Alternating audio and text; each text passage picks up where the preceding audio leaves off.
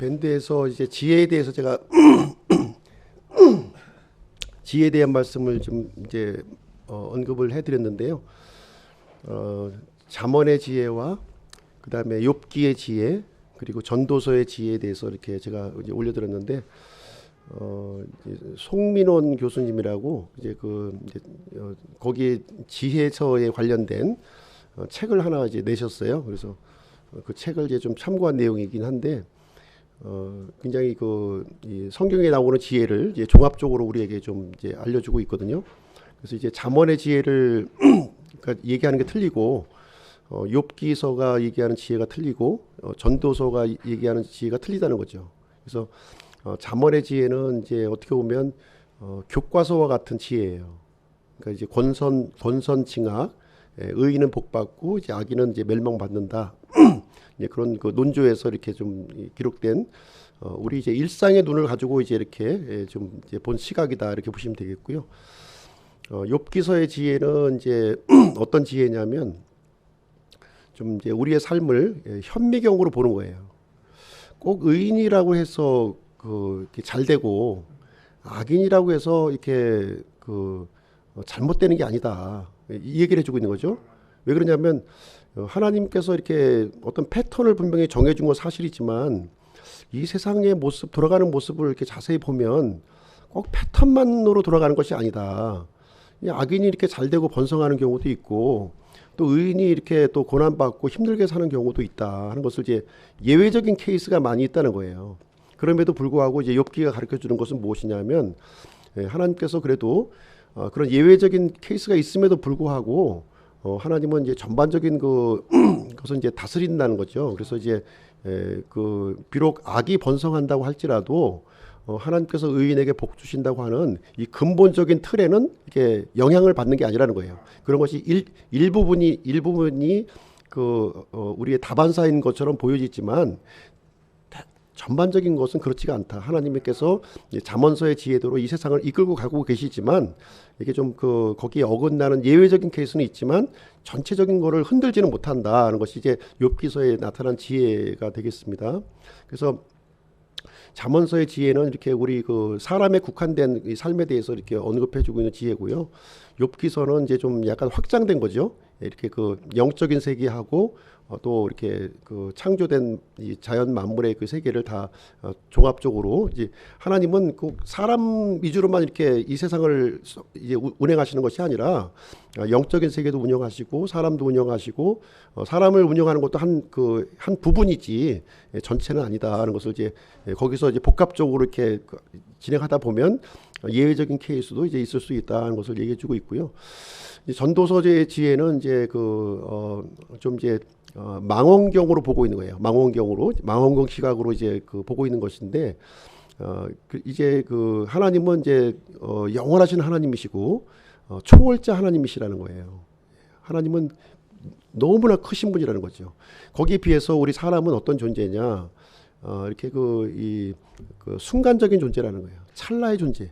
이 찰나의 존재가 어떻게 영원한 하나님의 영역을 우리가 이해를 할 수 있겠습니까? 이해를 할 수가 없다는 것이죠. 이해를 할 수 없어서 하나님은 이렇게 영원하시고 이렇게 완전하신 분이기 때문에 자신의 완벽한 계획을 가지고서 이 세상을 이끌고 가신다는 거예요. 그래서 이렇게 잘 사는 것은 좋은 거고 이렇게 또 못 사는 것은 나쁜 거고 이것이 아니라는 거죠. 이 초월자 하나님의 시각으로 볼 때에는 이 생명이나 죽음이나 똑같다는 거예요.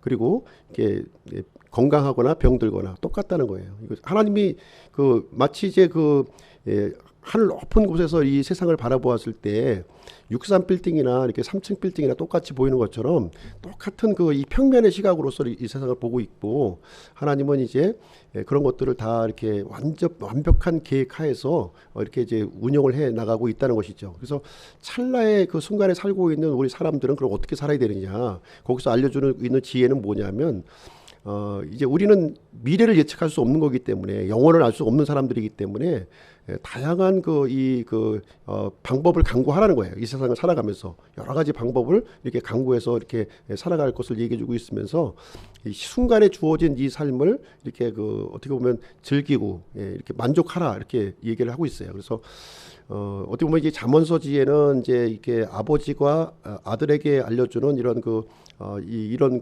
수준이라면 이 욥기서는 이제 좀 이제 사회에 나가서 성년이 되어서 살아가고 있는 사람에게 주어지는 지혜가 되겠고요.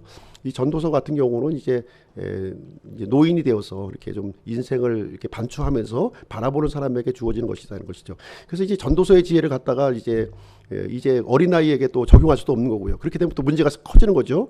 그래서 사람마다 주어진 이 시기가 틀리고 상황이 틀리고 다 틀리기 때문에 거기에 적합한 이런 지혜를 우리가 택해야 된다 하는 것을 얘기해 주고 있는 거예요. 그래서 하나님께서 이 지혜서를 한 권의 책으로 이렇게 딱 만들어 준 것이 아니라 이렇게 세 권으로 책으로 이렇게 만들어 주신 이유가 있다는 거죠. 각자 자기에게 있는 그런 상황에 따라서 이렇게 맞춰서 우리가 지혜를 적용해야 될 것이고요.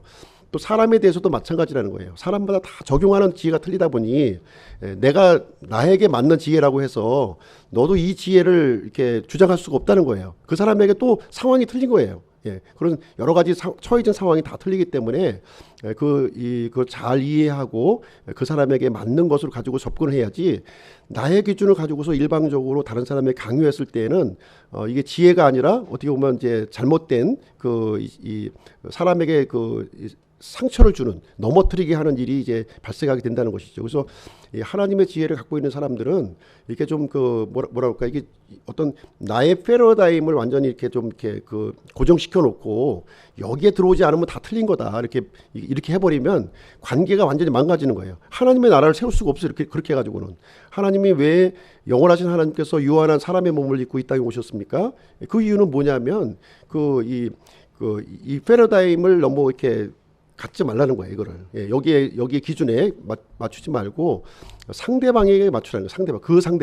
그 상대방에게 제일 이 필요한 지혜가 무엇인가 이것을 이제 우리가 성숙한 사람이 되어야 된다는 거죠. 성숙한 사람이 되어서 그런 부분들을 이렇게 좀 이 사람들을 이끌고 이렇게 인도하고 이렇게 하려면 야곱의 경우도 오전에 우리 보지 않았습니까? 야곱이 자신의 패러다임을 가지고서 자녀들에게 막 강요했을 때 반발을 하고 가정이 해체되는 위기를 겪게 되잖아요. 근데 우리가 전도서의 지혜를 우리가 또 습득을 하게 되면 참 이게 네 상황에서는 또 그럴 수 있겠구나 하는 이해하는 마음을 가지고 이렇게 목적지는 알고 있잖아요. 영원하신 하나님을 우리가 창조주 하나님을 섬기는 거기 때문에 그 창조주 하나님을 섬겨나가는 그 길로 이렇게 지혜롭게 인도를 무리 없이 이렇게 인도해 갈 수가 있는 것이죠. 그래서 그런 부분을 좀 이렇게 좀 성경을 우리가 읽고 이제 믿음 생활하면서 좀 이렇게 폭넓은 이 그릇이 돼야 되는 거예요. 이 그릇이 너무 작아 버리면 하나님의 은혜를 이렇게 부어 주셔도 담을 수가 없어요. 더군다나 이 그릇을 엎어놓으면 하나님의 은혜가 들어오지 않죠. 그죠? 그것을 제껴놔야죠. 제껴놔야 되고, 그러니까 비어있고 깨끗해야만 하나님의 은혜가 담겨지는 것이고요. 또 이것이 또 좁으면, 이렇게 컵같이 좁으면 200ml 밖에 못 담잖아요. 그죠? 그러나 양동이 같이 큰 대야 같은 그런 거 가지고 있으면 많은 것을 담을 수도 있고, 또 다른 사람을 또 포용할 수 있는 그런 위치가 되는 거죠. 그래서 이게 우리가 이제 그 얘기도 또 했잖아요. 분별의 영과 지혜의 영에 대해서도 얘기했잖아요. 그죠? 분별의 영과 정죄의 영. 그렇죠? 정죄의 영은 똑같은 것처럼 보여요. 그렇죠? 이게 똑같은 분별이나 정죄나 똑같은 것처럼 보이지만 실질적으로 이 정죄의 영은 마귀로부터 온 것이고 분별의 영은 성령님부터 온 거잖아요. 완전히 틀리단 말이죠. 그래서 우리가 판단이라고 하는 그런 부분이 있는데 판단을 우리가 이 사람을 세우는 쪽으로 할 것이냐 아니면 사람을 무너뜨리고 파괴하고 멸망시키는 쪽으로 할 것이냐 하는 것은 우리가 이 성경에 입각된 그런 것을 이제 갖추고 있어야만 그것이 가능하고 그런 것이고요. 작은 지식 하나만 내가 붙들고서 요걸 잣대로 재가지고서 판단을 하고 정죄를 하게 되면 이건 사탄에게 이용당하는 거예요, 내가요. 그러나 이제 이 하나님의 말씀을 가지고 그 사람에게 맞는, 나에게 맞는 것이 아니라 그 사람에게 맞는 것을 접근해 주게 되면 우리가 좀 이 그 하나님께서 원하시는 그런 길로 큰 강줄기를 따라서 우리가 이제 갈 수 있게 되는 것입니다. 그래서 좀 이제 넓은 안목, 영적인 안목을 우리가 가져야 되고요. 너무 이렇게 이 편협한 지식을 우리가 갖게 되면 정죄만 해, 정죄. 어떤 교회 보면 계속 정죄만 해. 정죄해서 어떻게 하겠다고? 예? 어떻게 하겠다는 거예요, 그러면? 어떻게 하겠다고요? 대안이 없잖아요. 정지하고서. 예? 그럼 이제 우리가 우리의 구원자 창조주 하나님을 바라보고 그분을 우리가 순복하는 쪽 나가야 되는데 다 정 만들어 놓고 어떻게 하겠다는 거예요? 아니, 수습이 안 되는 거예요. 결국은 야곱이 이제 하나님께서 베델로 올라가라 이렇게 했을 때 하나님께서 전능자 하나님을 이제 받았을 때 수습이 되잖아요. 내가 수습하는 게 아니라 하나님이 수습시켜 주는 거예요. 이것이 바로 이 믿음의 힘입니다. 힘. 이 힘이기 때문에 내가 뭔가 다 이뤄보겠다고 하는 거는 오히려 더 큰 문제가 발생이 되고 이제 이런 것들을 우리가 경험하거든요. 그래서 이제 우리가 나이가 좀 이렇게 먹어가고 좀 성장해 가면서 참 이 사람들을 이렇게 끌어안을 수 있는 이런 포용력을 우리가 좀 키워나 저기 하는 게 동조하는 게 아닙니다. 동조하는 게 아니라 더 큰 그릇으로 이렇게 포용해서 이끌고 나오는 그런 모습이 좀 우리에게 절실하다. 그래서 너무 이제 이제 진영 논리 뭐 사상에 이런 것으로 해서 막 갈라져 있잖아요.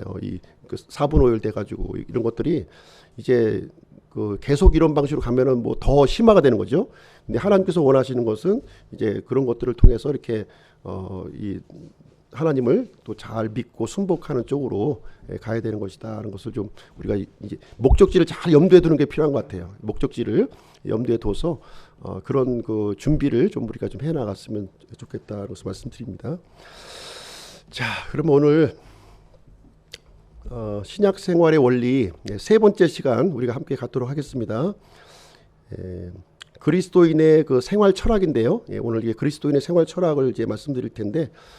로마서를 기초로 함께 이제 살펴보게 될 것입니다. 로마서가 그리스도인의 이 생활에 대해서 아주 기초적인 것, 아주 이 뼈대가 되는 골격이 되는 내용을 우리에게 알려주고 있는 것이죠.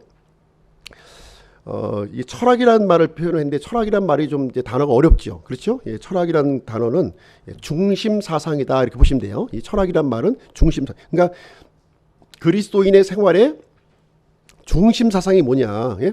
그거를 한번 오늘 이 시간에는 같이 이제 살펴보려고 하는 것입니다. 우리가 첫 번째 시간에는 거하는 삶에 대해서 말씀드렸어요. 거하는 삶. 두 번째는 이 두 번째 시간에는 내적인 삶에 대해서 우리가 이제 살펴보았고요. 오늘은 세 번째로 그리스도인의 생활 철학, 그러니까 그리스도인의 중심 사상에 대해서 로마서를 기초로 해서 같이 이제 살펴본다 이렇게 보시면 되겠습니다. 그래서 우리가 이 종교 생활이나 외적인 면을 지금 우리가 다루는 것이 아니라 우리 내면의 부분에 초점에 맞춰서 우리가 좀 생각을 해보고 있다는 것을 좀 놓치지 않고 우리 이제 이번 시간 같이 보도록 하겠습니다. 자, 하나님께서는요 인류에게 두 우두머리를 주셨다는 거예요. 두 우두머리를 허락해 주셨습니다. 첫 번째 우두머리는 누구냐면 아담입니다. 우리의 첫 조상인 아담이고요. 두 번째 우두머리는 바로 예수 그리스도십니다. 그래서 두 우두머리를 우리에게 허락해 주셨습니다. 그럼 아담 안에 들어가기 위해서는 어떻게 합니까? 우리가 이제 육체적으로 출생을 하는 것을 통해서 이 아담 안으로 들어가는 거예요. 아담 안에 들어가게 된다. 그러면 그리스도 안에 들어가려면 어떻게 됩니까? 영적인 출생이 있어야 된다는 거예요. 영적인 출생을 있어야 된다, 들어간다. 그래서 하나님께서 보실 때에는 이 아담 안에 속해 있느냐, 그리스도 안에 속해 있느냐 이걸 보신다는 거예요. 하나님은 그렇죠? 그것을 보고 있습니다. 그래서 1번은요, 이 아내, 이 전치사 인이죠. 인 아내라고 하는 이 단어는 우리의 신분을 이제 가리킨다는 거예요. 우리가 아담 안에 있다면 아담의 신분을 가지고 있는 거예요. 그리스도 안에 있다면 그리스도의 신분을 갖고 있는 것이다.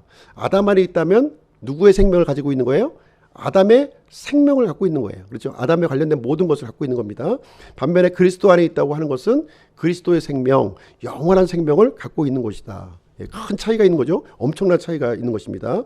여기 표를 보시게 되면, 표를 한번 보시면, 자, 아담 안에서의 우리 신분을 한번 보겠습니다. 아담 안에서 신분이에요. 요것이 이제 로마서 1장 1절부터 3장 20절까지 기록된 내용이에요. 그 요약이 여기에 들어 있습니다. 우리는 아담 안에서 아담과 동일화가 되었다는 거예요. 아담과 동일한 존재가 되었다는 것을 얘기해 주고 있습니다. 아담과 동일한 존재가 되었다고 하는 것은 무슨 얘기냐면 아담과 함께 우리는 태어나는 순간 죄인의 신분이라는 거예요. 죄인의 신분이고 또 정죄를 받았고 그 다음에 이 죽을 수밖에 없는 그런 존재가 되었다는 거예요. 그래서 이 아담 안에 있는 이 모든 형질을 우리가 이제 엄마 뱃속에 태어나면서부터 우리가 갖게 되었다 하는 것을 지금 이제 로마서 1장 1절부터 3장 20절까지 이제 우리에게 얘기해 주는 내용입니다. 이 아담 안에 있는 모든 생명은 인간 스스로의 노력으로 벗어날 수가 없다는 거예요. 그렇죠? 없다는 거예요. 그래서 모든 사람들이 지금 이 아담 안에서 정죄를 받고 죄인이 되었고 영원한 멸망 가운데 갈 수밖에 없다 하는 이 결론이 여기 기록이 되어 있는 것입니다. 그런데 하나님께서는 이제 또 새로운 이 우두머리를 주셨다고 했잖아요. 그래서 그리스도 안으로 이제 들어가는데 그리스도 안에 들어가려면 이제 영적인 출생을 해야지 들어간다는 것을 얘기했습니다. 그래서 영적인 출생에 들어가서 그리스도 안에 들어가면 어떤 신분을 얻게 되느냐는 것을 보겠습니다. 거기에 보시면 먼저 예수님께서 이 영원하신 하나님이시죠. 이분이 살과 피를 입으셨다는 거예요. 우리 사람과 같은 이 보이지 않는 하나님이 보이는 살과 피를 이제 이렇게 입고 이 땅에 오셨다는 것이 이제 로마서 3장 21절부터 5장 21절까지 이제 그 내용을 얘기해 주고 있는 것이고요. 그리고 이분께서 이제 십자가를 통해서 이 갈보리 십자가를 통해서 이제 예수님과 우리를 동일화시켜 주셨다는 거예요. 예수님과 같은 몸이 되게끔 이 십자가가 그 능력이 있는 거예요. 십자가 예수님의 이 죽음이라는 것을 통해서 우리가 예수님과 먼저 처음에는 이제 예수님이 우리 사람의 몸을 입으셨고요. 십자가를 통해서 우리가 예수님과 동일화되는 이 일을 진행해 주셨습니다.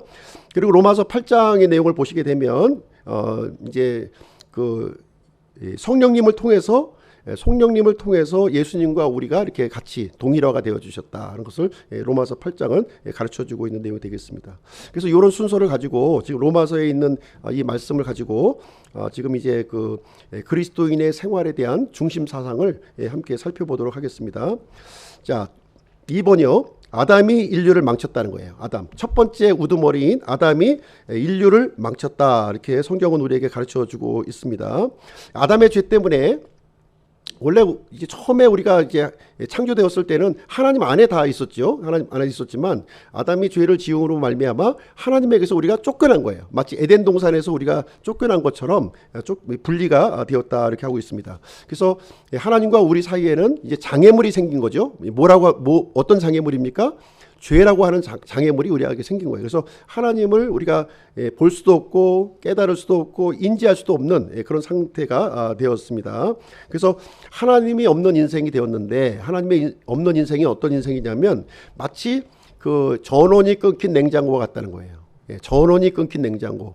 전원이 끊긴 냉장고 어떻게 됩니까? 그 안에 있는 음식물들이 시간이 지나면서 점점 부패하게 되죠. 그렇죠. 부패하게 되는 현상이 우리에게 이루어졌다. 그 내용이 이제 로마서 1장 21절부터 32절까지 기록되어 있는 내용이 되겠습니다. 21절, 22절을 보면 우리의 사람의 타락의 단계를 여기서 묘사를 해주고 있어요. 타락의 단계. 어떻게 묘사를 해주고 있냐면 하나님을 우리가 알고 있지만 영화롭게 하지 않는다는 거예요. 영화롭게 하지 않으니까 그 다음 현상으로 이제 감사가 없어진다는 거죠. 하나님을 영화롭게 안 하니까 그다음에 감사가 없어지는 거예요. 그다음에 감사가 없어지니까 그 다음 단계로 어떻게 진행이 되냐면 이 허망해진다는 거예요. 우리 마음이 상상 속에서 허망해진다 이렇게 얘기해주고 있고요. 그 다음 단계가 이 마음이 어두워졌다 이렇게 얘기하고 있어요. 어두워지고 그 다음에 마지막 단계로 어리석은 자가 되었다 이렇게 얘기를 해주고 있습니다. 그래서 결론적으로 이제 어떻게 되냐면 23절 말씀을 보시게 되면 이제 하나님의 영광을 이 창조물의 영광, 그러니까 이 벌레라든가 이 사람의 형상으로 이렇게 바꾸었다는 거예요. 바꾸는 일을 발생하게 되었다. 그래서 결론적으로 이제 하나님께서는 이제 사람들을 어떻게 했냐면 내버려 두신 거예요. 자기 마음대로 하니까 내버려 두신 거예요. 내버려 두셨다. 그래서 24절에 보시면 24절에 마음의 정욕을 통해 부정함에 내주사, 내주사 이렇게 돼 있죠. 그리고 26절에 보시면 수치스러운 애정에 내두셨다 이런 표현이 나오고요. 그렇죠? 그리고 28절도 보시게 되면 버림받은 생각에 내주사. 하나님께서 자꾸 내버려 두시는 거예요.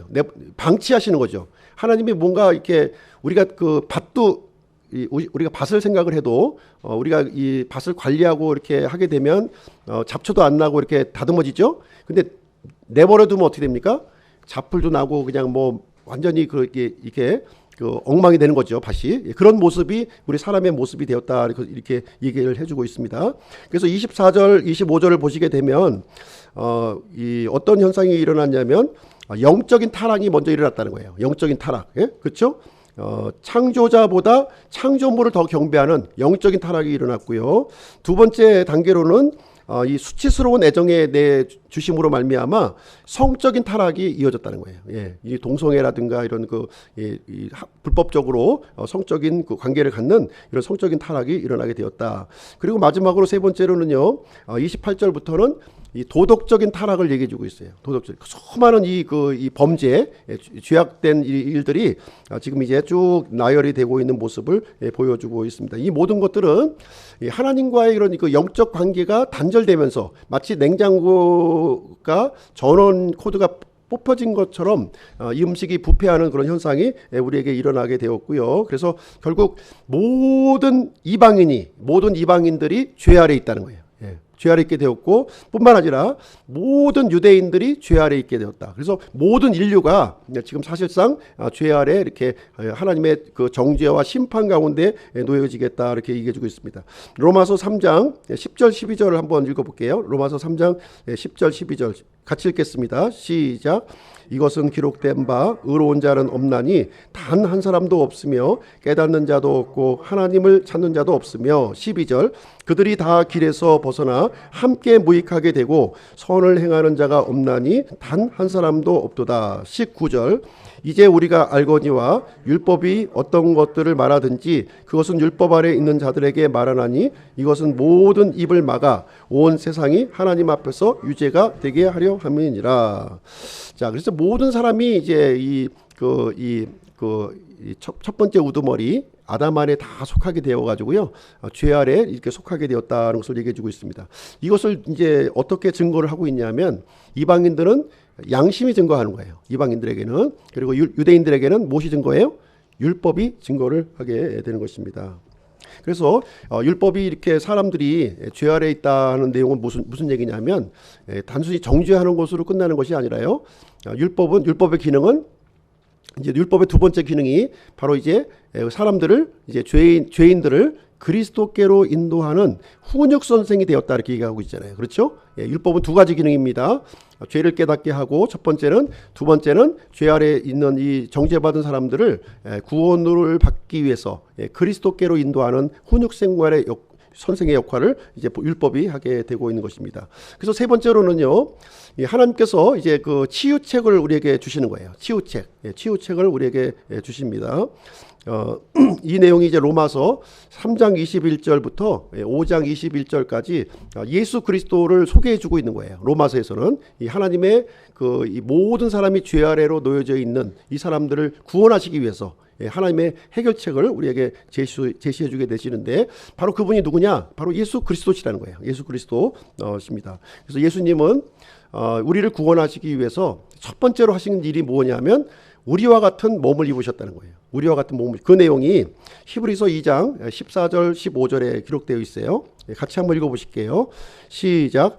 그런즉 자녀들은 살과 피에 참여한 자들이므로 그분도 마찬가지로 같은 것의 일부를 취하셨으니 이것은 그분께서 죽음을 통해 죽음의 권능을 가진 자 곧 마귀를 멸하시고 또 죽음을 두려워하여 평생토록 속박에 얽매인 자들을 건져내려 하심이라. 여기 그분이라고 하는 것은 이제 예수님을 얘기하는 거예요. 예수님이 우리와 똑같이 살과 피를 이렇게 취하셨다는 거예요. 살과 피의 일부를 취하셨다. 이 얘기는 무슨 얘기냐면 성육신 하셨다는 거예요. 하나님께서 우리를 위해서 성육신 하셨다. 그 목적이 뭐냐? 하면은 그 밑에 이제 설명이 되고 있는 거죠.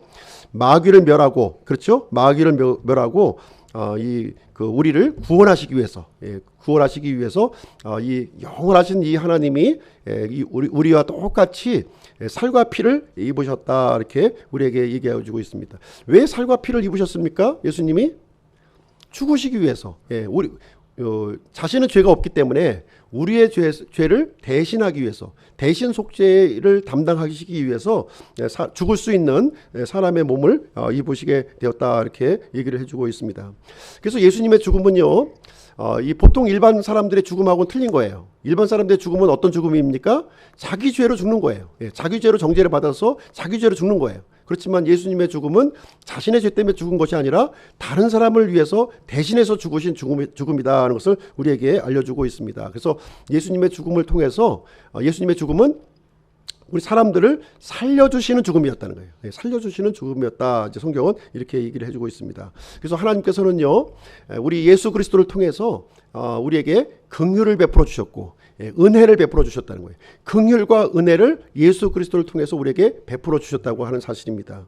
이 긍휼이라고 하는 단어는 뭐예요? 긍휼은 마땅히 죽어야 할 죄인이었다는 거, 우리요. 마땅히 죽어야 할 죄인이었어요. 그렇지만 그 심판을 면해 주시는 것이 바로 긍휼이라는 거예요. 그렇죠? 은혜는 또 뭡니까? 우리는 받을 자격이 하나도 없어요. 그럼에도 불구하고 하나님이 공짜로 거저 주는 것이 바로 은혜라는 거예요. 그래서 그것을 누구를 통해서 이루셨다? 예수 그리스도를 통해서 이루어 주셨다, 이렇게 얘기를 해주고 있습니다. 그러면 예수님의 이 은혜와 긍휼을 받으려면 어떻게 되느냐? 어떻게 되느냐? 하나님께서 요구하시는 것은요, 두 가지예요. 회개와 믿음입니다. 지금 이제 죄인의 자리에서 돌이켜 가지고 예수 그리스도를 나의 구주로 받아들이기만 하면 하나님께서는 이 죄인의 자리에서 이 아담 안에 있던 우리들을 그리스도 안으로 이렇게 옮겨 주시겠다, 이렇게 얘기해 주고 있습니다. 그래서 그 요구한 내용이 이제 아브라함과 다윗의 예를 이제 여기 설명해 주고 있는데요. 아브라함과 다윗의 예를 설명해 주고 있습니다. 1절부터 로마서 4장 1절부터 이제 8절까지 여기 이제 기록이 되어 있는데, 아브라함의 예와 지금 그다음에 다윗의 예를 여기서 설명해 주고 있는 거예요. 아브라함은 어떻게 의를 얻었습니까? 아브라함은 하나님을 믿음으로 의롭게 된 거예요. 믿음으로 의롭게 되었다. 그리고 다윗은 어떻게 죄 용서를 받았습니까? 회개를 통해서 이제 죄 용서를 받았다 하는 것을 우리에게 말씀해 주고 있어요. 그래서 아브라함을 통해서 우리에게 가르쳐 주는 내용은 뭐냐면 바로 믿음이라는 거예요. 믿음을 통해서 하나님의 의를 얻는다, 이렇게 해주고 있는 것이고요. 그다음에 다윗을 통해서는 이렇게 죄인이지만 이렇게 회개를 통해서 죄 용서를 우리가 받게 된다는 것을 우리에게 말씀해 주고 있어요. 그래서 하나님은 우리는 어차피 죄인이기 때문에 죄를 지은 거 가지고 이렇게 책망하지 않으셔요. 당연히 죄를 짓는 사람이기 때문에. 그렇죠? 근데 뭘 책망하십니까? 책망하시는 것은 뭐냐면 회개치 않는 걸 책망하신다는 거예요. 하나님이 원하시는 건 회개. 죄를 지었냐 덜 지었냐 이걸 얘기하는 것이 아니라 어차피 너희들은 다 죄인이고 어차피 다 멸망할 사람들이야. 그러나 회개한다면 이제 그 구원받을 기회가 우리에게 주어진다고 하는 사실입니다. 그래서 믿지 않는 죄, 회개하지 않는 죄만 이제 물으시는 거예요. 이제는요. 그래서 이 죄에 대한 이 태도가 대단히 중요한 것이죠. 그 얘기를 해주고 있는 것이 되겠습니다.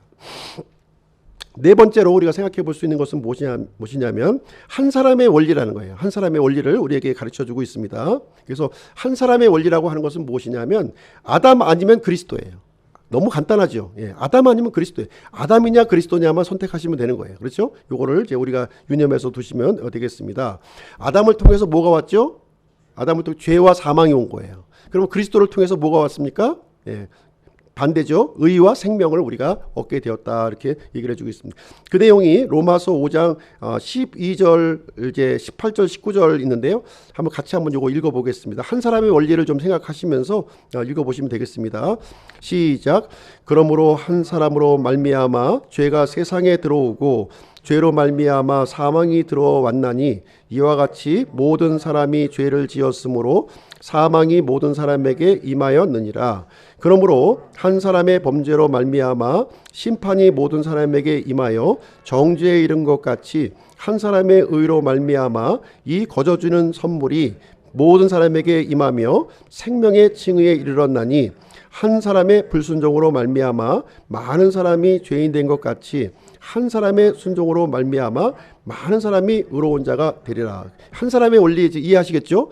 이제 어떤 분은 그러는 거예요. 아니 아담이 죄를 진 거지 왜 아담 때문에 내가 왜 정죄를 받고 죽어야 돼 이렇게 얘기하는 분이 있잖아요. 그렇죠? 아담을 통해서 죄와 사망이 온 것처럼 하나님께서는 한 사람을 통해서 또 구원의 길을 마련해 주기 위해서 그렇게 하신 거예요. 예, 그것을 이해를 해야 되는 것입니다. 그래서 아담을 통해서 우리가 죄와 사망이 온 것처럼 이제 예수 그리스도 안에 들어가게 되면 이제 생명의 칭의를 우리가 이제 얻게 되는 그 원리를 하나님께서 제정을 해 주신 것입니다. 만약에 아담의 원리만 제정했으면 어떻게 되겠습니까?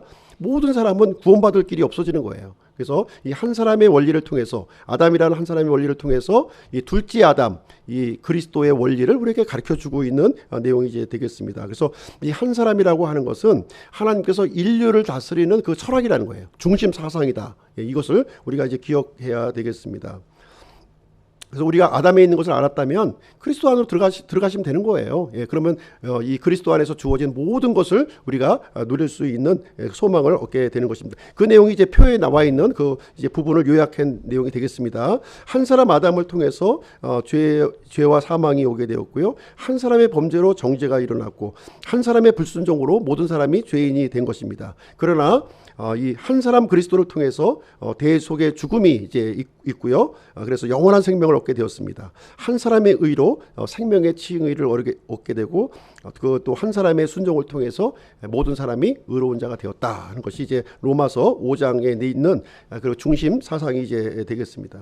그럼 우리는 어떻게 되겠습니까? 그리스도 안으로 들어가야죠. 그렇죠? 네, 그리스도 안으로 하나님께서 마련해 놓으신 그 길로 우리가 들어가야 되는 것입니다. 계속 아담 안에 머물러 있는 것은 어리석은 일인 거예요. 너무나도 어리석은 거예요. 이 한 사람의 원리를 알았다면 하나님께서 준비해 주신 그리스도 안으로 들어가는 결단을 주저해서는 안 되는 거예요. 그럼 어떻게 우리가 그리스도 안에 들어갈 수가 있습니까? 예, 예수 그리스도를 나의 구주로 영접하고 받아들이면 되는 거예요. 내 죄를 회개하고 죄인 된 것을 회개하고 이제부터는 그리스도 안에서 이제 영원한 생명의 삶을 살아가는 결단을 우리가 하는 것입니다. 다섯 번째로 우리는 그리스도의 죽음과 부활을 나누어 가진다는 거예요. 예수 그리스도의 죽음과 부활을 우리가 공유한다는 거죠. 믿는 사람들이 공유하게 되었다. 이 내용이 이제 로마서 6장에 나와 있는 이제 전반적인 내용이 되겠습니다. 그래서 예수님이 이제 언제 죽으셨죠? 2000년 전에. 2000년 역사적인 사건이죠. 역사적인 사건이에요. 그 사건을 우리가 믿는 순간 그 역사적인 사건이 내 것이 된다는 거예요. 이게 이해가 됩니까? 이게 이해가 되셔야 돼요. 예를 들어서 어떤 사람이 대한민국 사람이 아니에요. 아닌데 우리나라 국적을 취득했어요. 예, 우리나라 국적을 취득했으면 우리나라의 역사가 그 사람의 역사가 됩니까? 외국인이 우리나라의 국적을 취득했어요. 그러면 우리 대한민국의 역사가 그분의 역사가 됩니까? 그분의 역사가 되는 거죠. 우리나라 국민이 되었으니까 신분이 바뀌었잖아요. 외국인이었을 때는 대한민국의 역사와 아무 상관없는 사람이에요. 근데 대한민국의 국민이 되었어. 이제 합법적으로 신분을 얻었다면 대한민국의 역사가 내 역사가 되는 거예요. 예. 그 얘기를 지금 이제 완벽한 설명은 안 되겠지만 그런 이제 부분을 이제 이해하시면 되겠습니다. 그래서 예수님을 믿는 순간 예수님께서 죽으셨던 십자가의 죽음이 나의 죽음이 되었다는 거예요. 그래서 여기 보시게 되면 죄에 대하여 죽은 우리 이렇게 표현하고 있는 거예요. 과거형으로 이제 표현을 하고 있는 거예요. 예. 죄로 인하여 예수님 죽으셨을 때 나도 계속해서 죽어 있다. 이 얘기를 이제 로마서 6장 말씀을 통해서 우리에게 알려주고 있는 내용이 되겠습니다. 그래서 예수님의 그 십자가 사건은요, 이런 역사적인 사건일 뿐만 아니라 현실적인 이 사건이라는 거예요. 현실적인 사건이라고 하는 사실을 우리에게 말씀해주고 있습니다. 그래서 6장 말씀을 보시게 되면 이제 세 가지를 우리에게 이제 얘기해주고 있는데요. 첫 번째는 알아야 된다는 거예요. 알아야 된다. 뭘 알아야 되느냐? 알아야 되는 9절 말씀 볼게요. 9절 9절 말씀 같이 한번 읽겠습니다. 6장 9절 시작. 그리스도께서 죽은 자들로부터 일으켜 주셨으므로 다시는 죽지 아니하시고 사망이 다시는 그분을 지배하지 못하는 줄 우리가 아노라. 아노라 그랬잖아요. 이게 뭘 알아야 됩니까? 예, 아는 것이 중요한 거예요. 아는 것이. 그러니까 예수님이 이 십자가에서 죽으신 죽음이 이제 나의 죽음이 되었다는 거예요. 나의 죽음. 예수님의 일으켜지심이 나의 일으켜지심이 됐다는 거예요. 이것이 어떻게 해요? 믿었을 때, 예수님을 구주로 믿어서 구주로 받아들였을 때 예수님의 그 역사적인 사건이 현실적인 나의 그 사건으로 이렇게 이루어졌다. 이것을 알아야 된다는 거예요. 이것을. 예. 나는 십자가에 죽은 일이 없어요. 부활한 일도 없습니다. 근데 예수님을 믿는 순간 예수님과 십자가에서 죽었고 예수님과 함께 부활한 것이 나의 사건이 되었다. 이 얘기를 그것을 알아야 된다는 거예요. 그걸 영적으로 이루어진 거라는 거예요. 실질적으로 그렇다는 것이 아니라 영적으로 그렇게 이루어졌다는 것을 알아야 된다. 이것을 얘기해 주고 있어요. 두 번째로는요. 여겨야 된다. 예, 알았으면 그다음에 그렇게 여기라는 거예요. 여기라. 그 내용이 11절 말씀 보시면 되겠습니다. 11절 한번 보실게요. 시작. 이와 같이 너희도 너희 자신을 죄에 대하여는 참으로 죽은 자요 하나님께 대하여는 예수 그리스도 우리 주를 통하여 산 자로 여길지어다. 그러지 여겨야 된다는 거예요. 그 사건이 나의 사건이 되었습니다. 그렇다면 그 사건을 진짜 나에게 이루어진 것으로 그렇게 여기라는 거예요. 나는 진짜 그렇구나. 예수님이 이제 죽으셨을 내가 믿는 순간 예수님께 이루어졌던 일이 나에게 영적으로 적용이 되었구나 하는 것을 그대로 여기라는 거예요. 그대로 여기라 그 얘기를 해주고 있어요. 자, 예를 들면은 우리가 이제 과거에 채무자였어요. 빚을 진 채무자였어요. 근데 어느 날 예수님이 내 빚을 갚아주신 거예요. 내 빚을 다 치러 주셨어. 몰랐는데. 근데 그걸 알았단 말이에요. 알았으면 내 빚이 없어졌구나. 나 이제 더 이상 채무자가 아니네 하는 것을 알아야 된다는 거예요. 그 다음에 이제 어떻게 해야 돼요? 여겨야 되잖아요.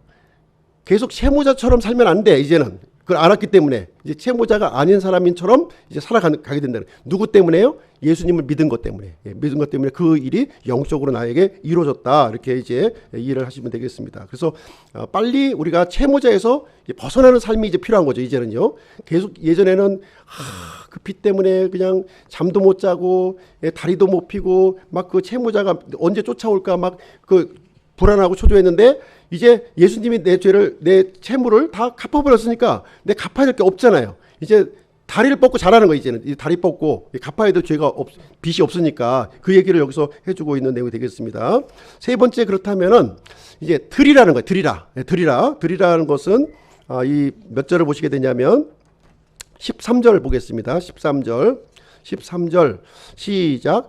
또한 너희 지체를 불의의 도구로 죄에게 내주지 말며 오직 너희 자신을 죽은 자들로부터 살아난 자로서 하나님께 드리고 너희 지체를 의의 도구로 하나님께 드리라. 자, 보시죠. 이제 드리라는 거예요. 드리라. 그렇다면 이제 그 채무자 얘기를 좀 전에 했잖아요. 내가 빚졌어요. 빚졌는데 나는 갚을 능력이 없었는데 예수님이 갚아주신 거예요. 예? 갚아주셔서 내 빚이 없어졌어. 이제 빚이 없는 이제 그 탕감 받은 사람으로서 이제 나의 삶을 이제 여기는 거죠. 편안하게 이제 살면 되는 거예요. 그 다음에 그것서 끝나면 안 된다는 얘기죠. 그 다음에 나의 삶을 이제 나를 구원해 주신 그분을 위해서 이제 살아가라는 거예요. 살아가라 그 얘기를 우리에게 해주고 있는 내용이 이제 되겠습니다. 그래서 예수님을 믿는 순간 우리의 영적인 신분이 어떻게 된 거예요? 완전히 바뀌어졌다는 거예요. 아담 안에 있던 우리 생명이 예수 그리스도의 생명으로 이렇게 들어갔다. 믿는 순간 그 엄청난 일이 이제 영적으로 이루어졌다는 것을 우리에게 예수님은 그런 일을 하신 거예요. 우리를 위해서. 그 전능자 하나님이시기 때문에 우리 영적 저주받을 이 영을 이제 산 영으로 이렇게 바꿔주시는 겁니다. 예수님은 어떤 영이에요? 살려주시는 영이시라니까요. 우리를 영을 살려주신 거예요. 하나님과 영원히 분리되어 살 수밖에 없었던 우리들을 예수님의 그 십자가의 공로를 통해서 우리를 살려주신 거예요. 이제 완전 소속을 바꿔주시고 신분을 바꿔주셨다. 그리고 그래서 이제 우리들은 그 삶을 드려야 된다는 거예요. 삶을 이제는 이제 새로운 신분을 받은 사람으로서 삶을 드려야 된다. 이렇게 얘기해주고 있습니다. 한 가지 더 이제 이해를 돕기 위해서 이제 예화를 하나 또 드릴게요. 자, 일제 식민지 때 일제 식민지 때 징병으로 끌려갔어요. 징병으로 끌려가서 저쪽 필리핀 이 장글 속에 들어가서 막 이제 싸운 거예요. 일본 나라를 위해서 일본 나라를 막 싸웠는데 어느 날 일본군이 패망을 한 겁니다. 연합군에게 싸워서 패망이 됐어요. 근데 난 그걸 몰랐어. 일본이 전쟁의 진실. 그러니까 계속 그 징병으로 끌려온 그 일을 계속 한 거예요. 근데 어느 날 보니까 일본이 죽었다. 그래서 그 소식을 들은 거예요. 그러면 어떻게 된 겁니까? 나는 이제 더 이상 이제 그 징용이 아닌 거죠. 해방이 된 거죠. 해방이 되었다는 거예요. 그것을 이제 그걸 알았다면 어떻게 돼요?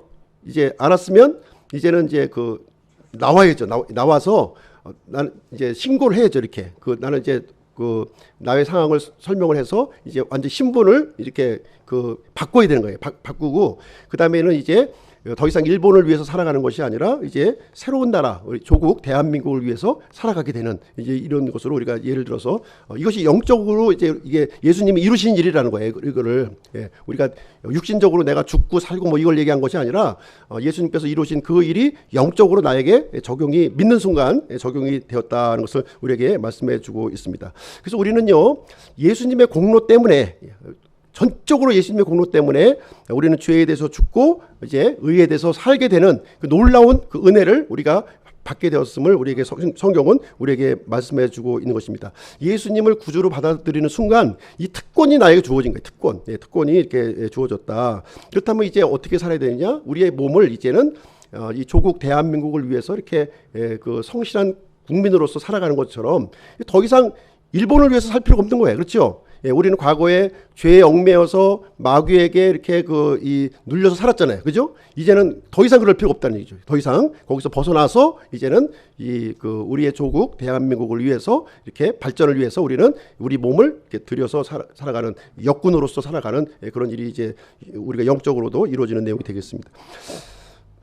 그래서 이 부분을 이제 성경은 여러 가지 이제 표현으로 하고 있는 거예요. 우리 이해를 돕기 위해서. 그래서 율법이라는 남편과 함께 살았었는데, 그죠? 그래서 우리가 예수님이 이제 우리와 이제 율법에 대해서 죽게 하심으로 이제 이혼이 되었고요. 사별하면 이혼되는 거잖아요. 그래서 예수님이 이제 다시 우리를 이제 새 남편이 이렇게 되어주셨다 하는 이게 이제 이렇게 비유적으로 우리 영적인 부분을 설명해 주는 그런 내용이 되겠습니다. 그래서 우리가 믿는다고 하는 것은 과거에 이제 이 마귀와 이런 죄에 얽매였던 그런 것에 이렇게 벗어나서 새 남편이신 예수 그리스도를 우리가 맞이하게 되었다 하는 것을 얘기해 주고 있어요.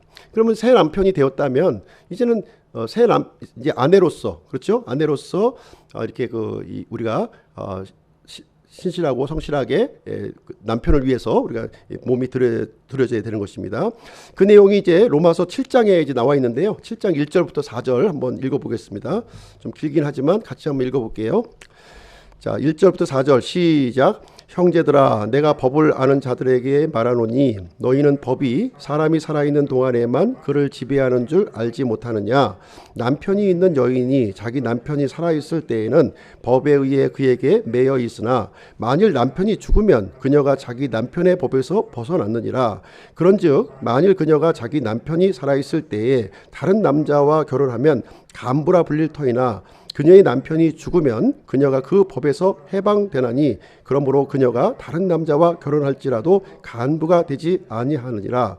그러므로 내 형제들아, 너희도 그리스도의 몸으로 말미암아 율법에 대하여 죽게 되었으나 이것은 너희가 다른 분 곧 죽은 자들로부터 일으켜지신 분과 결혼하게 하려 함이요 또 우리가 하나님께 이르는 열매를 맺게 하려 함이라. 자, 여기서 이제 결혼의 비유를 통해서 이렇게 설명해 주고 있는 거예요. 그래서 우리는 과거에 율법이라는 남편에 얽매여 있었어요. 그래서 결국은 사망의 길로 가게 되는 존재였는데 예수님이 율법에 대해서 죽으셨다는 거예요. 내 대신, 내가 죽여야 될 죽을 대신 죽으신 거예요. 대신 죽으심으로 말미암아 그 남편과는 어떻게 됐어요? 사별하게 됐다는 거예요. 사별하게 돼서 그 남편의 법으로부터는 우리가 해방된 존재가 되었다. 그래서 예수님이 새로운 남편이 되어주셨다는 거예요. 새로운 남편으로서 7절 말씀에 보시게 되면 이제 그 열매를, 그 새 남편으로부터 이 열매를 맺어가는 이런 삶을 살아갈 것을 우리에게 말씀해 주고 있습니다. 그게 이제 로마서 6장 7장이죠. 7장에 대한 말씀이 되겠습니다. 자, 여섯 번째 로마서 8장에 관련된 얘기인데요. 로마서 8장. 로마서 한 권을 다 띄시는 거예요, 오늘. 로마서 한 권. 8장에 관련된 부분인데, 그분은 살아계신 임재 속에서 자신을 우리와 동일시 하신다는 거예요. 예수님과 내가 이렇게 연합된 존재가 되는데요. 어떻게 연합이 되느냐? 성령님을 통해서 연합이 된다는 거예요. 성령님. 예수님이 우리 죄를 위해서 죽으시고 부활하셨잖아요. 그리고 승천하셨는데 그 승천하신 예수님이 어떻게 우리와 연합되느냐? 우리 안에 들어가신 성령님을 통해서 우리가 연합이 된다는 거지. 이제 요거 아시겠죠? 요 내용입니다. 그래서 우리가 예수님을 믿는다는 것은 이렇게 부부가 된다는 것뿐만 아니라 연합된다는 의미를 갖고 있는 거예요. 연합의 의미를 여기서 이제 갖고 있습니다. 그래서 우리가 부부가 되면 한 몸이 된다는 표현을 하잖아요. 한 몸. 어떻게 한 몸이에요? 부부가. 한 몸. 이것을 이제 한 몸으로 이해를 못 하시는 분들이 많이 있죠. 그죠? 그러니까 이혼도 하시고 이제 이런 여러 가지 현상이 일어나긴 하지만 영적으로 하나의 생명이 되었다는 거예요. 예수님과 함께 한 몸이 되었다는 이 뜻을 이제 가지고 있는 것입니다. 그래서 이 새로운 위치로 우리가 들어갔어요. 이제 아담 안에 있었는데 이제 예수님의 십자가의 죽으심과 부활하심을 통해서 우리가 이제 새로운 위치, 예수 그리스도 안으로 들어갔다는 거예요. 예수 그리스도 안으로 우리의 신분이 이제 완전히 바뀌어졌는데 이제는 과거에는 죄와 사망의 법에 이렇게 매여 있었지만 이제는 그리스도 안에서 생명의 성령의 법에 이렇게 지배받는 그런 새로운 존재가 되었다. 과거에 이 징용에 끌려갔던 한국인 일본 징용인은 일본 국법에 이제 얽어 매여 있었잖아요.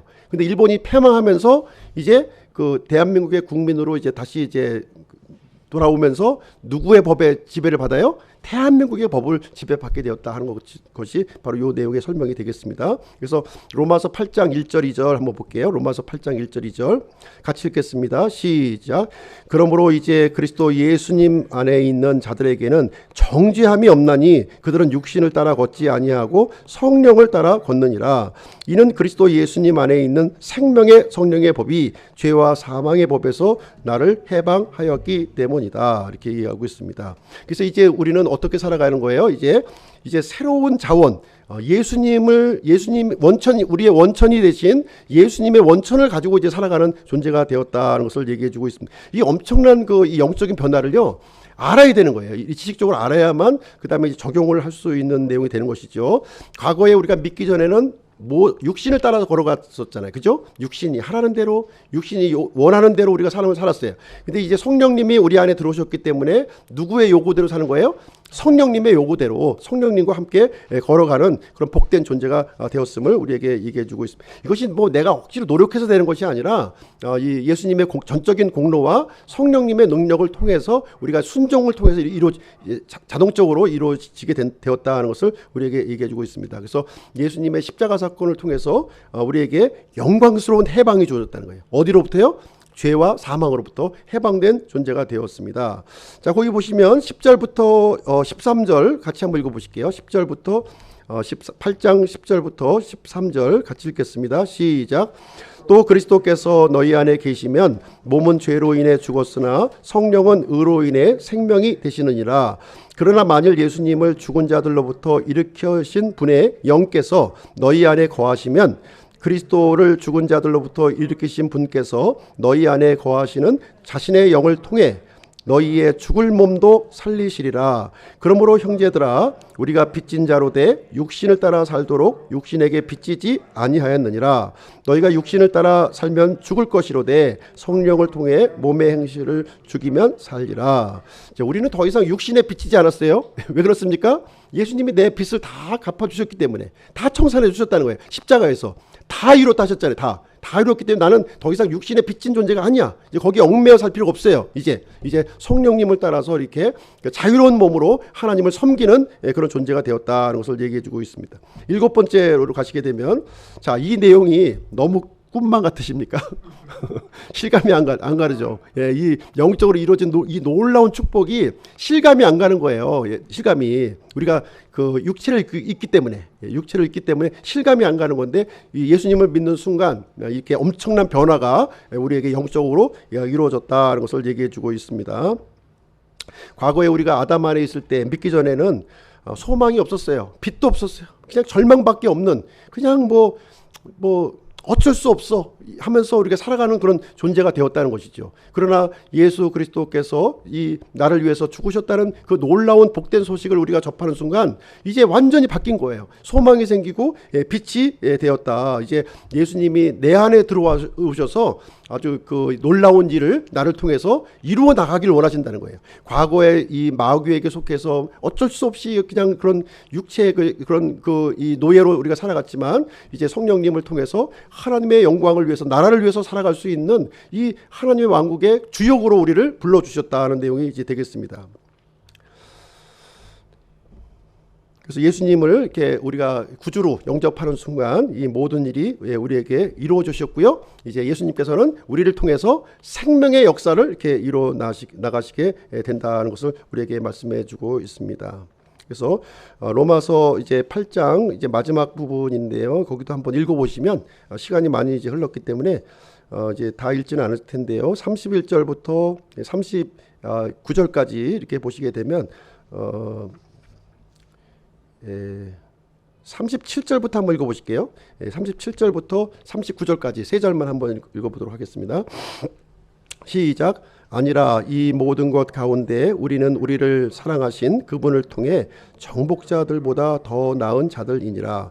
내가 확신하노니 사망이나 생명이나 천사들이나 정사들이나 권능들이나 현재 있는 것들이나 장래에 있는 것들이나 높음이나 깊음이나 다른 어떤 창조물이라도 능히 우리를 그리스도 예수 우리 주 안에 있는 하나님의 사랑에서 떼어놓지 못하리라.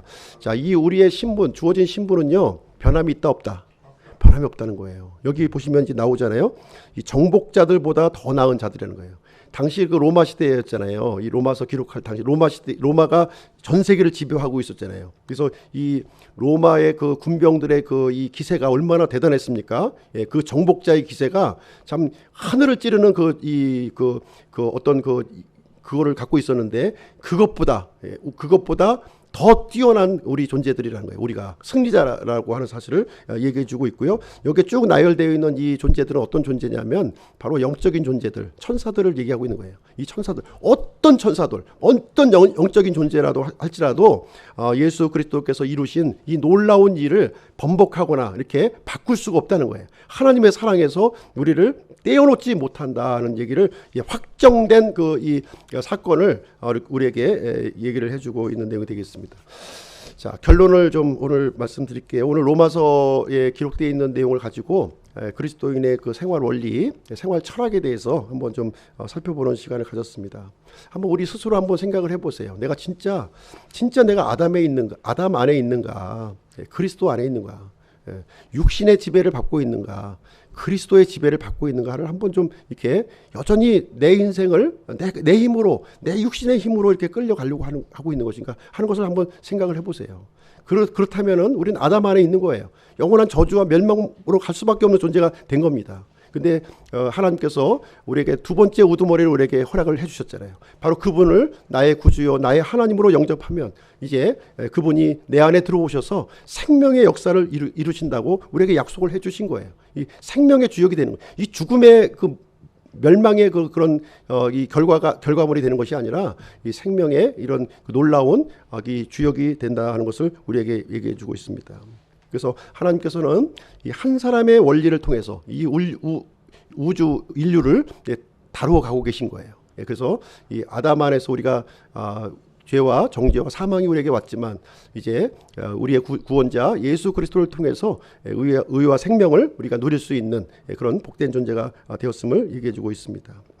그래서 우리 하나님께서는 우리 믿는 사람들을 그리스도 안에 있는 것으로 보는 거예요. 그리스도와 동일한 생명, 동일한 그 존재가 되었다고 하는 것으로 우리를 간주하고 이렇게 계시고 있습니다. 그래서 우리가 새로운 신분이 되었다고 하는 사실을 가지시고, 새로운 신분을 가진 자로서 이제 새로운 삶을 이제 우리가 이제 나타나야 되는 거예요. 이것이 생명의 현상이 내가 나타내려고 애쓰는 것이 아니라 이분이 나타나도록 나의 이런 그 손과 발, 입과 이런 몸을 통해서 이게 드러나시도록 하는 일만 하시면 되는 거예요.